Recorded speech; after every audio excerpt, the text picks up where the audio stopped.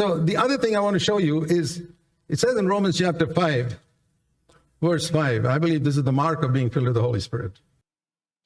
অন্য যে বিষয়টা আমি আপনাদের দেখাতে চাই সেটা রোমিও 5 অধ্যায়ের 5 পদে বলা হয়েছে, আর আমি বিশ্বাস করি এটা পবিত্র আত্মায় পূর্ণ হওয়ার চিহ্ন। Romans 5:5, it says, রোমিও 5 অধ্যায় 5 the পদে love of বলছে, God is shed abroad in our hearts through the Holy Spirit. Romeo 5 অধ্যায় 5 পদ বলছে যে যেহেতু আমাদিগকে দত্ত পবিত্র আত্মা দ্বারা ঈশ্বরের প্রেম আমাদের হৃদয়ে সিঁচিত হইয়াছে। So God is love, সুতরাং ঈশ্বর হলেন প্রেম, and our hearts do not have the love that God has, and we can never produce it. You won't be able to produce it in 100 years.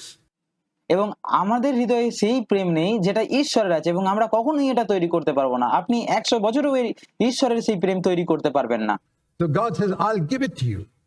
আর তাই ঈশ্বর বলেন আমি তোমাদের এটা দেব। When you're filled with the Holy Spirit, one proof of it is you'll be able to love everybody.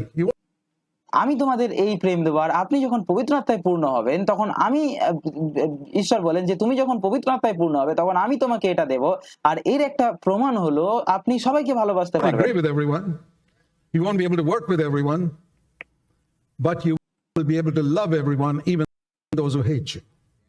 আপনি হয়তো সবার সাথে একমত হবেন না বা সবার সাথে কাজ করতে পারবেন না, কিন্তু আপনি সবাইকে ভালোবাসতে পারবেন, এমনকি তাদেরকেও যারা আপনাকে ঘৃণা করে। That's the mark of being filled with the Holy Spirit. এটাই হলো পবিত্র আত্মায় পূর্ণ হওয়ার একটা চিহ্ন। And if you're not able to love everyone, আর আপনি যদি সবাইকে ভালোবাসতে না পারেন, ask God to fill you with the Holy Spirit. তাহলে ঈশ্বরকে বলুন যেন তিনি আপনাকে পবিত্র আত্মায় পূর্ণ করেন। And don't believe that you're filled with the Holy Spirit until you can love. আর যতক্ষণ না পর্যন্ত আপনি ভালোবাসতে পারছেন সবাইকে, প্রেম করতে পারছেন সবাইকে, ততক্ষণ পর্যন্ত এটা বিশ্বাস করবেন না যে আপনি পবিত্র আত্মায় পূর্ণ। That's my guideline anyway. আর পবিত্র আত্মায় পূর্ণ হওয়ার এটাই আমার নির্দেশিকা। Truths that every Christian should know. আর যে সত্যগুলো প্রত্যেক খ্রিস্টানের জানা উচিত। And the other thing I want to show you is in Romans 8 and verse 15.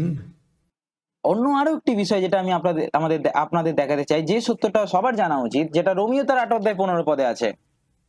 The Holy Spirit cries out from within us to God saying, Abba, Father. যেটা বলে যে পবিত্র আত্মা আমাদের ভিতর থেকে ঈশ্বরের কাছে আব্বা পিতা বলে ডেকে ওঠে।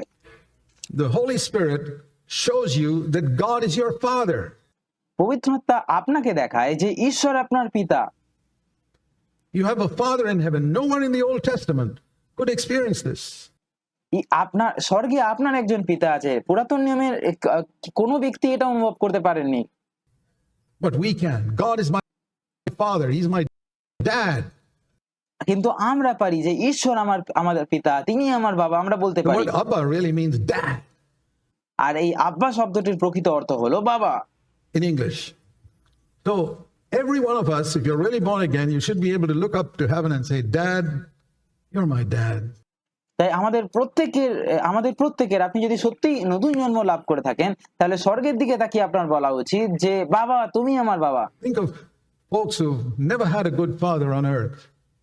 সেই সমস্ত লোকেদের কথা ভাবুন যাদের পৃথিবীতে কখনো ভালো বাবা পায়নি যারা। Isn't it a wonderful thing to have a loving father in heaven? This is the mark of being filled with the Holy Spirit. তাদের জন্য স্বর্গে একজন প্রেমময় পিতা আছে, আর এটা কতই না চমৎকার বিষয়। এটাই হলো পবিত্র আত্মায় পূর্ণ হওয়ার চিহ্ন। Filled with the Holy Spirit. And one more thing I want to say, the Holy Spirit does. Romans পবিত্র আত্মায় পূর্ণ হওয়া সম্পর্কে আরো একটি বিষয় আমি বলতে চাই, 8 and verse 13. যেটা পবিত্র আত্মা করে, আর এটা রোমিও তার 8 অধ্যায় 13 পদে দেখতে পাই। The last part, it says, we must put to death the deeds of our body, the last part of that verse, by the Holy Spirit. Romeo তার 8 অধ্যায় 13 পদে শেষ অংশে বলা হচ্ছে যে আত্মাতে দেহের ক্রিয়া সকল মৃত্যুসাৎ করো তবে জীবিত থাকিবে। আমাদের দেহের কাজগুলোকে মৃত্যুসাৎ করতে হবে আত্মাতে। The deeds of our body are all the sins that come out of our body, anger, lusting with our eyes, and many other things we do with our body. আর আমাদের শরীরের কাজগুলো হলো সেই সমস্ত পাপ যেগুলো আমাদের শরীর থেকে আসে, যেমন ক্রোধ, চোখের লালসা এবং আরো অনেক কিছু যা আমাদের শরীরের মাধ্যমে আমরা করি। And it says here, by the Spirit. Think of that last part of that verse.